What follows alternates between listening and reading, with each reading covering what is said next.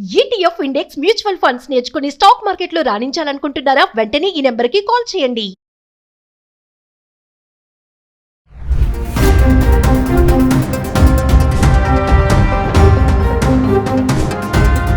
నమస్తే, welcome back to Suman TV. Present మనతో పాటు ఉన్నారు అసిస్టెంట్ ప్రొఫెసర్ అట్ విజేఐఎం రామకృష్ణ గారు. నమస్తే సార్. నమస్కారం అమ్మా. సార్, డొనాల్డ్ ట్రంప్ అమెరికా అధ్యక్షుడు, మరి చాలా వీడియోలో మాట్లాడుకున్నాం. తను తీసుకునే డెసిషన్స్ అన్ని కూడా క్విక్ డెసిషన్ అనమాట. తనకి ఏది తోచితే తీసేసుకుంటాడు అనేసి చాలా వీడియోలో మాట్లాడడం, చాలా మంది అనలిస్టులు కూడా చెప్తున్నారు ఈజ్ అ బిజినెస్ పర్సన్, ఎలాంటి డెసిషన్స్ తీసుకుంటాడో అవన్నీ తారుమారు అయిపోవాలి అనుకుంటాడని. ఇప్పుడు ఏంటంటే మన ఇండియన్ స్టూడెంట్స్ని అమెరికాలో చదువుకోవడానికి నో ఎంట్రీ అని చెప్పేస్తున్నాడు. పెద్ద షాకే అనుకోవాలి ఇది. అంటే వీసా, F1 వీసా కానీ ఇవన్నీ కూడా సోషల్ మీడియాలో కనుక అలర్ట్గా ఉన్నా, దాన్ని ప్రైవేట్ చేసినా, స్ట్రాంగ్ ప్రొఫైల్ ఉన్నా కూడా వీసా రిజెక్ట్ చేసే ఛాన్సెస్ ఉన్నాయని చెప్పేసి న్యూస్ అయితే వస్తుంది. మరి ఒక్కసారి దాని గురించి మాట్లాడుకుందాం. ఇంతకుముందు మనం మాట్లాడుకున్నప్పుడు అంటే ట్రంప్ ప్రమాణ స్వీకారం చేయకముందు చాలా ఊహాగానాలు వచ్చాయి.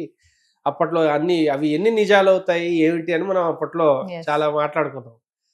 ఆ మాట్లాడుకున్నప్పుడు నేను అన్నాను, ముందు రానియండి, వచ్చిన తర్వాత అప్పుడు ఒక్కొక్క అడుగుకి చూస్తాడు, ఆయన కూడా తెలుస్తుందని. సో అందులో భాగంగా మనం ఇది చూసామంటే, మొదట ఆయన ఇల్లీగల్ ఎలియన్స్ అంటే ఎవరైతే అక్రమంగా అమెరికాకు వచ్చారో వాళ్ళ మీద ఏమేం చేయాలని చర్యలు తీసుకుంటున్నాడు, జరుగుతున్నాయి. అయితే ఒకటి బాగా గుర్తుంచుకోండి, మనం ఎప్పుడు అనుకున్నదే, ఒకళ్ళ ఇంటికి మనం వెళ్ళాలి అంటే వాళ్ళ ఇన్విటేషన్ చాలా అవసరం. ఓకే, అది పిలవాలా వద్దా అన్నది వాళ్ళ విచక్షణ, వాళ్ళ ఇష్టాన్ని బట్టి ఉంటుంది. ఒకప్పుడు అమెరికాకి చాలా అవసరం ఏంటయ్యా అంటే, మంచి తెలివితేటలు ఉన్న మనుషులు చాలా అవసరం. సో అందుకని ప్రపంచంలో ఉన్న అత్యంత తెలివైన వాళ్ళందరినీ క్రీమ్ మొత్తాన్ని లాగేయగలిగింది. వాళ్ళకి మంచి ఎడ్యుకేషన్ ప్రొవైడ్ చేశారు, అవన్నీ ఆ రకంగా ఉభయతారకంగా ఉండేది. సో ఇప్పుడు వాళ్ళ ఎకానమీ బాగాలేదు. అయితే ఒకటి బాగా గుర్తుంచుకోవాల్సిన విషయం ఏంటంటే, తీసుకునే ప్రతి డెసిషన్ ఎకనామిక్ డెసిషనే అవుతుంది అనుకోవడం తప్పు. వెనక చాలా జరుగుతూ ఉంటాయి, వాటన్నిటి తాలూకా ఈ పరిణామం ఇది అవ్వచ్చు. అందుకని స్టూడెంట్స్ మీద తీసుకుంటున్నారంటే స్టూడెంట్స్ ఏదో చేయాలని కాదు, తద్వారా భారతదేశానికి ఏదో ఒక మెసేజ్ ఇద్దాం అనుకుంటున్నాడు ఆయన. అంటే చదువుకోవడం కోసం వచ్చి ఇక్కడ స్థిరపడిపోతున్నారా అని అంటున్నారా? కాదు కాదు, 2 లెవెల్స్లో చెప్తా. మొదటి లెవెల్లో ఏంటంటే, దౌత్యపరంగా ఆయన ఒక మెసేజ్ ఇద్దాం అనుకుంటున్నారు. ఏంటంటే, మీరు ఎంతకాలం ఇది చాలా సేఫ్ అనుకున్నారు, అలా కాదు, నాకు నచ్చింది చేయకపోతే నేను మీకు నచ్చనిది చేస్తాను అనేది ఒక రకమైన పని. అందుకని చాలా పర్టికులర్గా ఓన్లీ ఇండియన్ స్టూడెంట్స్ మీద ఇది మేజర్ ఎఫెక్ట్ పడుతుందని ఆయనకు కూడా తెలుసు. అండ్ ఆ లెక్కన చెప్పుకుంటే చైనీస్ స్టూడెంట్స్ మీద చేయొచ్చు కదా, లేదు అక్కడేం ఇంకా అసలు తెలియదు అలాంటివి జరుగుతున్నాయని. కాబట్టి అది చాలా హయ్యర్ లెవెల్లో. సెకండ్ లెవెల్లో చూసుకుంటే, మన వాళ్ళు ఫ్లో ఏదైతే ఉందో మీకు బాగా తెలుసు. ఎంఎస్ చేయడానికి వెళ్తారు, ఎంఎస్ చేసిన తర్వాత ఓపీటీ ఉంటుంది. సో సిపిటి, ఓపీటీ తీసుకున్న తర్వాత ఒక 2-3 ఇయర్స్ వర్క్ చేస్తారు. చేసిన తర్వాత అలా జాబ్స్ పొందుతూ ఉంటారు. సో ఈ ప్రాసెస్ ఏదైతే ఉందో, దీనివల్ల ఏమవుతుందంటే, వీళ్ళు వెళ్ళి చదువుకోవడానికి వెళ్ళి కంప్లీట్గా అక్కడ ఎంప్లాయీస్గా స్థిరపడిపోతున్నారు. అదే ఎంప్లాయ్మెంట్ చాలా ప్రాబ్లం ఉంది. సరే, ఇప్పుడు అక్కడ ఉన్న వాళ్ళందరూ ఎంప్లాయ్మెంట్ స్కిల్స్ ఉన్నవాళ్ళ కాదా అన్నది అప్రస్తుతం. ఎందుకంటే అవన్నీ ఆలోచించరు కదా. ఇప్పుడు మనం చూస్తూ ఉంటాం, ఒక పొలిటీషియన్ వాళ్ళ ఓట్ బ్యాంక్కి అనువుగా ఉండే మాటలు మాట్లాడతారు, దానికి వాళ్ళు అర్హత ఉందా లేదా అన్నది చూడరు.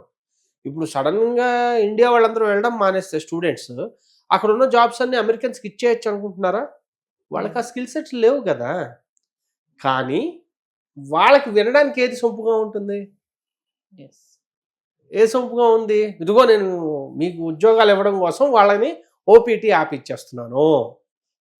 సో ఏంటి, ఒక లింక్ కట్ చేసేసారు వాళ్ళ ఎంప్లాయ్మెంట్ మార్కెట్కి. మన ఇండియన్ స్టూడెంట్స్ తాలూకా లింక్ కట్ చేశారు. అది ఒక లెవెల్. అయితే సెకండ్ లెవెల్ ఏంటంటే, వచ్చేటప్పుడే స్క్రీనింగ్ అయిపోతున్నారు. ఇప్పుడు మనం మాట్లాడతాం ఫ్రీడమ్ ఆఫ్ స్పీచ్, యుఎస్లో ఫ్రీడమ్ ఆఫ్ స్పీచ్ ఉంది, ఇంకా ఏదైనా ఓకే, కానీ ఇది ఫ్రీడమ్ ఆఫ్ స్పీచే కదా. వీళ్ళేమి సెడిషియస్గా అంటే దేశ వ్యతిరేకంగా ఏమైనా మాట్లాడినవి, లేదా దేశానికి హాని కలిగించేటట్టుగా మాట్లాడిన పిల్లలు కాదు కదా. వీళ్ళంతా జస్ట్ స్టూడెంట్స్. వీళ్ళందరూ ఏదో ఒక దాని ఏమంటారు తెలియకపోవడం వల్ల, లేకపోతే ఏదో ఒకటి ఒక చిన్న సర్కాజమో ఏదో ఒక రకంగా మాట్లాడి ఉండొచ్చు. అంత మాత్రానికి ఇవ్వకుండా ఉండాలా అంటే, నా ఇష్టం. నేను తలుచుకుంటే నేను ఏదైనా చేయగలను. కాబట్టి నా టర్మ్స్ అండ్ కండిషన్స్ ప్రకారం మీరు రావాలి. అయిపోయిన తర్వాత వెళ్ళిపోవాలి. ఎందుకు వచ్చారు, ఆ పని అయిపోయాక వెళ్ళిపోవాలి, అది. ఉండడానికి లేదు. లేదు. అండ్ వచ్చిన పని మాత్రమే చూసుకోండి. మిగిలిన ఏ విషయం మాట్లాడినా మిమ్మల్ని పంపించేస్తాను. అంటే ఇప్పుడు మధ్యలో చాలా ఎగ్జాంపుల్స్ వచ్చాయి. వాళ్ళు పాపం ఏమీ చేయలేదు. ఎక్కడో దాన్ని ఏమంటారు, ఏదో చిన్న ఎంప్లాయ్మెంట్ తీసుకున్నందుకు. అంటే ఇంతకు ముందు అవన్నీ లేవా అంటే, లేవు.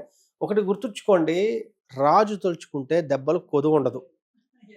అందులోకి ఒక పిచ్చిరాజు తలుచుకున్నాడు అనుకోండి, దెబ్బలేం కర్మ, పెద్ద గానా బజానే అయిపోతుంది. సో ప్రస్తుతానికి అలాగుందనమాట. అంటే ఏంటంటే, నాకు నచ్చంది జరిగితే నీకు నచ్చకుండా లైఫ్ నేను చేస్తాను అనే ఒక పర్టికులర్ స్టైల్లో మనకి నడుస్తున్నాయి. అందుకని మీరు అమెరికాతో చాలా మంచి సంబంధాలు ఉన్నాయి కదా, మరి ఇవాళ ఎందుకు జరుగుతున్నాయి అంటే, ట్రేడ్ చూడండి 50%, 100% Yes. ఎందుకు టారిఫ్లు వేసేస్తున్నాడు ఆయన? మన మిత్రదేశం అయితే వేయకూడదు కదా. మిత్రదేశం అయితే నిన్నగాక మొన్న ఈ మధ్య పాకిస్తాన్తో యుద్ధం అయినప్పుడు పాకిస్తాన్తో చాలా వాణిజ్యపరమైన సంబంధాలు కొనసాగుతున్నాయి. Yes. కొత్త కొత్త ఇన్వెస్ట్మెంట్లు ప్లాన్ చేస్తున్నాడు. ఎందుకు జరుగుతుంది అంటే, ఇవన్నీ డిఫరెంట్ మెసేజెస్. కాబట్టి స్టూడెంట్స్ని టార్గెట్ చేయట్లా, స్టూడెంట్స్ కేవలం బలి అవుతున్నారు. ఈ దీనిలో దాన్ని ఏమంటారంటే కొలేటరల్ డ్యామేజ్ అంటారనమాట. Yes. అంటే యుద్ధం జరుగుతుంటే వాడికి వీడికి మధ్యలో యుద్ధం జరుగుతుంటే పొరపాటున ఆడవాడు పక్కన వెళ్తున్నవాడికి బుల్లెట్ తగిలి చచ్చిపోతాడు చూడండి. ఆ టైప్లో ఇప్పుడు భారతదేశానికి యుఎస్కి జరుగుతున్న ఒక పెద్ద లెవెల్ గొడవ ఏదైతే ఉందో, ఎందుకంటే ఇప్పుడు భారతదేశం ఉంది, చైనా ఉంది, రష్యా ఉంది, బ్రెజిల్ ఉంది, ఇవన్నీ ఒక ప్యారలల్ ఎకానమీని క్రియేట్ చేయడానికి ట్రై చేస్తున్నాయి. అవి నచ్చట్లేదు. ఇలాంటి వాటిల్లో మధ్యలో దొరికిపోయిన వాళ్ళు ఎవరయ్యా అంటే, ఈజీ సిట్టింగ్ డక్స్ ఎవరయ్యా అంటే మన వాళ్ళు స్టూడెంట్స్. అంటే సార్ ప్రెసెంట్ అంటే అక్కడ వెళ్ళాలనుకున్న వాళ్ళు కానీ అక్కడ వెళ్ళిన వాళ్ళే కానీ ఎలా ఉండాలి అంటారు? ఒకసారి మీ అనలైజ్ ప్రెసెంట్ ట్రంప్ ఉన్న ఈ సిచ్యువేషన్లో. అక్కడ ఆల్రెడీ వెళ్ళారనుకోండి, అదేదో సినిమాలో చెప్పారు కదా, తిన్నామా పడుకున్నామా తెల్లారిందా. ఓకే, బయట పనులు ఏమి చేయొద్దు, ఏ విషయాలు మాట్లాడద్దు, మీ చదువు మీరు చదువుకోండి, వాడు ఉద్యోగం ఇస్తే ఉండండి, లేకపోతే వచ్చేయండి. ఎందుకు, కనీసం బతుకు జీవడాన్ని వెనక్కి రావడానికి అనుకున్న. అలా కాకుండా వెళ్దాం అనుకున్న వాళ్ళకైతే ఇంతకు ముందు కూడా మనం అనుకున్నాం, ఏది 1-2 సెగ్మెంట్స్ చేశాం దీని గురించి. ఏమని, అమెరికా అనేది ఒకటే దేశం కాదు. ఓకే, కొంచెం ఎఫర్ట్ పెడితే, ఎందుకు అది ఈజియెస్ట్ దేశం, అందుకని అంత డిమాండ్ ఉంది. బాగా గుర్తుంచుకోండి. లాంగ్వేజ్ పరంగా కూడా, లాంగ్వేజ్ పరంగా చాలా ఈజియెస్ట్. లేదు అంటే ఆస్ట్రేలియాలో ఉన్నాయి చాలా మంచి ఆపర్చునిటీస్. ఇంతకు ముందు చెప్పుకున్నాం, కొంచెం డిఫరెంట్ లాంగ్వేజ్ నేర్చుకుంటే, జాపనీస్ నేర్చుకుంటేనో, జర్మన్ నేర్చుకుంటేనో, రష్యన్ నేర్చుకుంటేనో, వాటిల్లో చాలా పబ్లిక్ యూనివర్సిటీస్లో ఫ్రీ ఎడ్యుకేషన్ ఉంది. సో ఉన్నాయి, లేవని కాదు. కాకపోతే మీరు చెప్పినట్టుగా ఈజీ మెథడ్కి అలవాటు పడిపోయాం. ఇప్పుడు కొంచెం కష్టపడితే చాలా హై క్వాలిటీ ఎడ్యుకేషన్ ఉంది. నేనేదో దాన్ని ఏమంటారు, వీటన్నిటిని పోల్చుకుంటే మీరు వరల్డ్లో ఒక ర్యాంకింగ్స్ చూసుకుంటే అమెరికన్ యూనివర్సిటీస్ ఎన్ని ఉన్నాయో మిగిలిన దేశాలు, ఇప్పుడు ఇజ్రాయెల్ ఉంది, చిన్న కంట్రీ, మీరు హెబ్రూ నేర్చుకున్నారంటే ఇజ్రాయెల్లో one of the best technological universities ఉన్నాయి. ఓకే, జర్మన్లో ఉన్నాయి, జపాన్లో ఉన్నాయి. So they're all there. మనం ఏంటంటే ఒక్కసారి కొంచెం మన హొరైజన్ ఓపెన్ చేయాలి, మనం చూసే దృష్టిని కొంచెం విస్తరింపజేస్తే చాలా అవకాశాలు అయితే ఉన్నాయి. Thank you sir. థ్యాంక్స్.